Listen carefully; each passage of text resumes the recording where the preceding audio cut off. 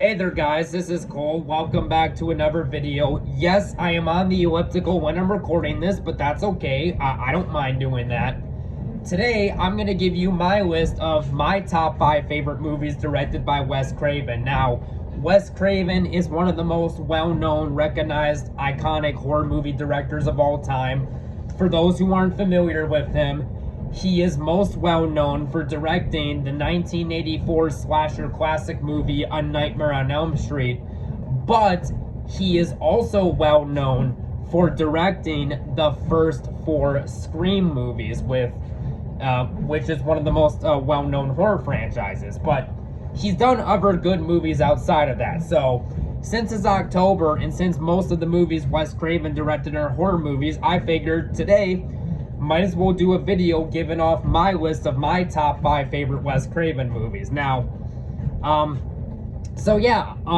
go ahead. Tell me in the comment section down below. What are your top 5 favorite Wes Craven movies? Or what's your favorite one you've seen? Without further ado, let's get into it.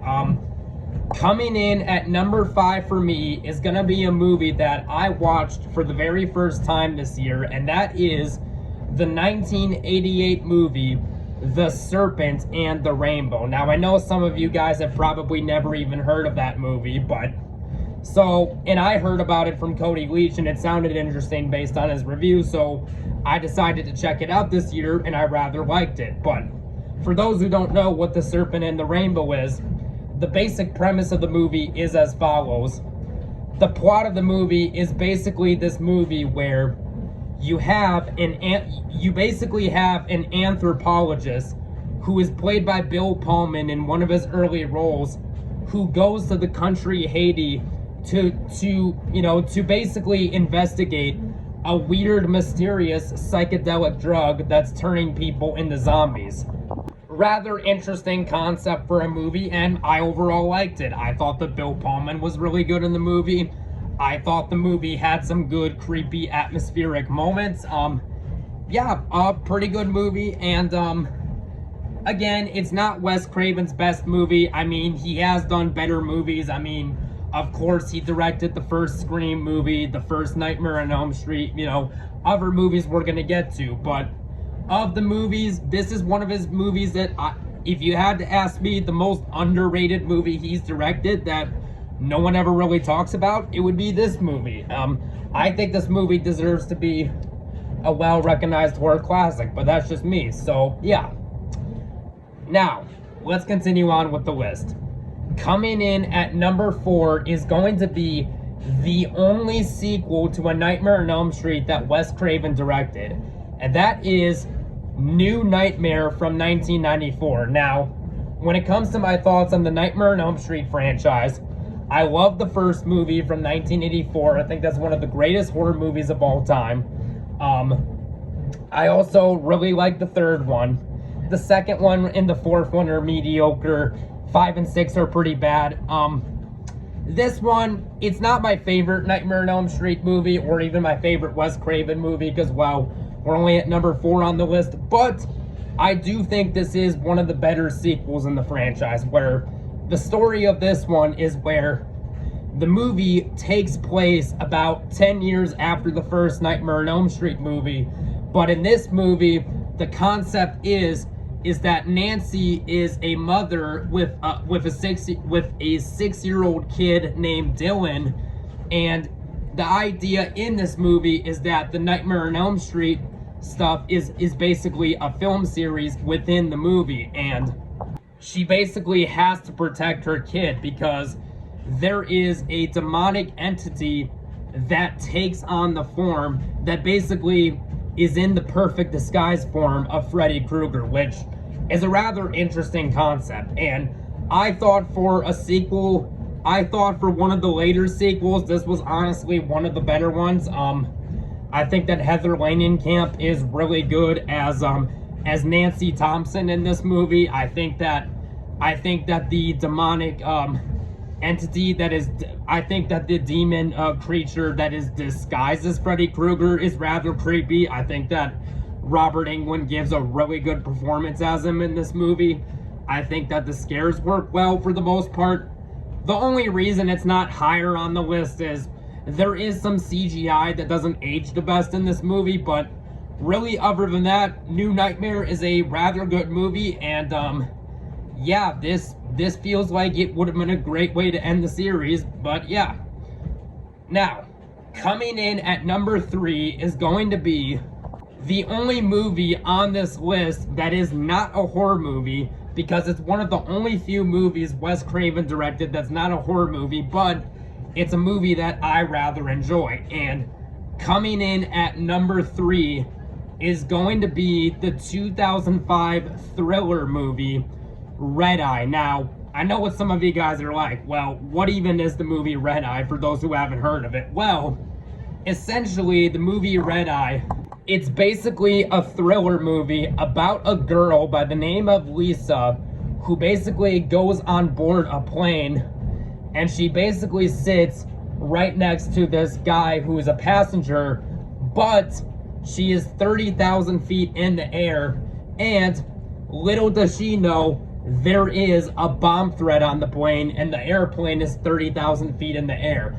And basically, she has to do everything this guy says, otherwise her family is at risk. And I think that this movie is a really good thriller movie. I think that Rachel McAdams is really good as the main character, Lisa. I think that Cillian Murphy is really good as the bad guy. And yeah, my grandma Cheryl is not into horror movies at all, but she does, however, like thriller movies. And I figured that this is the only non-horror movie that Wes Craven did that I've seen that I know that she's into thriller movies, so I showed this movie to my grandma Cheryl, and she really liked it. So yeah, great movie on the whole front, and in my opinion, the last truly great Wes Craven movie.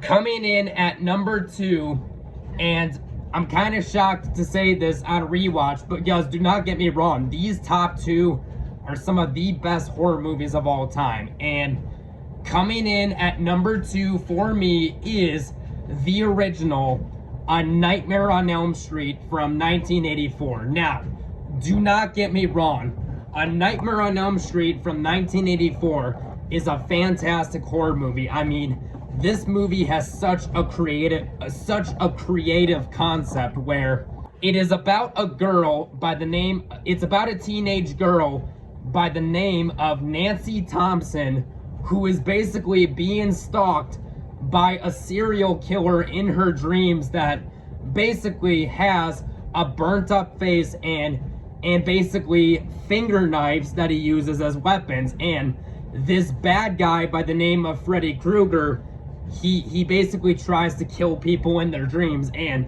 if you die in your dreams, you die in real life. I mean, that right there is such a creative concept for a thriller movie. No, I meant to say a horror movie, but that right there is such a creative idea for a horror movie. And I gotta say, 41 years later, this movie still holds up really well. The only reason that it's not number 1, I'm not a big fan of the ending. Now, this is a fantastic movie. The only flaw I will say about this movie is I'm not a big fan of the way the movie ends. I do think it is a little too abrupt, but other than that, A Nightmare on Elm Street from 1984 is a great horror movie, and Freddy Krueger, played by Robert Englund, is definitely one of the best iconic horror movie villains of all time. And I mean, it's A Nightmare on Elm Street. I mean, what more can I say about this movie that hasn't already been said? So yeah. And also, fun fact, my grandpa Terry, he is not the type of guy to get scared of horror movies, but he said that this movie is the only horror movie that really psychologically messed with him, and I can see why. But yeah, great movie. And for me, coming in at number 1 is going to be the 1996 slasher movie, Scream. Now, when it comes to the Scream franchise, I absolutely love the first Scream movie from 1996, but I'm not so big on the rest of them. In my opinion, Scream is the type of movie that should not have had sequels. I think that Scream, honestly, should have just been a one and done movie, because this movie is a perfect slasher movie. I think this movie has a great cast. I mean, this movie's got a great cast.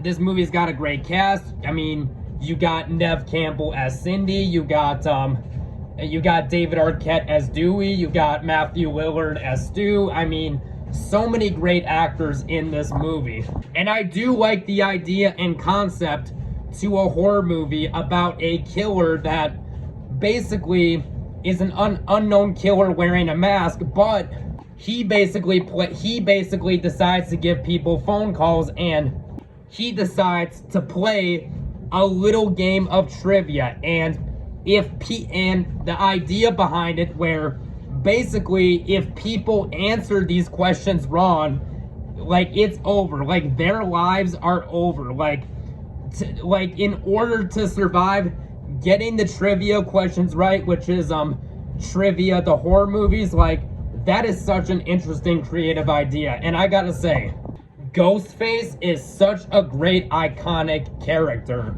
such a great iconic horror movie villain, and just, yeah, great movie all the way around, and easily my favorite Wes Craven movie. So yeah, anyways guys, that was my list of my top 5 favorite Wes Craven movies. Again, go ahead and share your list in the comment section down below, and we'll talk to you guys later. Bye bye now.